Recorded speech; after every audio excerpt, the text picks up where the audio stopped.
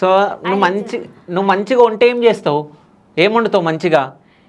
ఇక వంట అన్నీ చేస్తా. అన్నీ చేస్తావు. మంచిగా ఏ కూర వండుతావు? నాన్ వెజ్జా వెజ్జా? అంటే మాంసమా లేకుంటే కాయగూరలా? కాయగూరలు అంతా, మాంసం కూడా, పచ్చడి కూడా పెడతా. ఏ పచ్చడా? మటన్ పచ్చడి పెడతా, చికెన్ పచ్చడి పెడతా. ఓకే. కూరలు అంతా. మరి మటన్ పచ్చడి చికెన్ పచ్చడి వేసి మాకు దేవచ్చు కదా. నువ్వు ఇప్పుడుగా చారు మెదలుతా అయింది. సో పిలుచు చికెన్ పచ్చడి పెట్టుకొని తెస్తా. అవునా? సో ఎన్ని రోజులు ఉంటుంది చికెన్ పచ్చడా?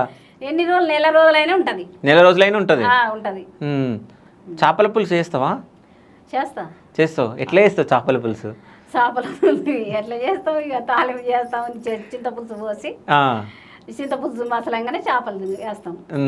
ఇవి మసాలాలు వేస్తే. అయితే నేను ఇంటర్వ్యూ కోసం నేను ఫోన్ చేసినా కదా, ఫోన్ చేసినప్పుడు హెల్త్ బాగాలేదు అమ్మకి, కొన్ని రోజులైనాక వస్తారు. ఆపరేషన్ అయ్యింది. ఇక ఏమైంది? ఈ గర్భసంచి ఆపరేషన్ అయ్యింది. కడుపులో నొప్పి లేస్తే హాస్పిటల్కి పోతే గర్భసంచి తీసేయాలి అన్నారు. ఇక సరేలే, ఎన్ని రోజులున్నా నీకు ఇక ఇబ్బంది అమ్మా, ఏటాట ఉంటుంటే పెద్ద మనిషి అవుతుంటే నీకు ఇక మళ్ళా ఏజ్ బార్ అవుతుంటే నీకు ఇబ్బంది అవుతుంది, ఇంకా గర్భసంచి తీసేయాలని చెప్పారు డాక్టర్లు.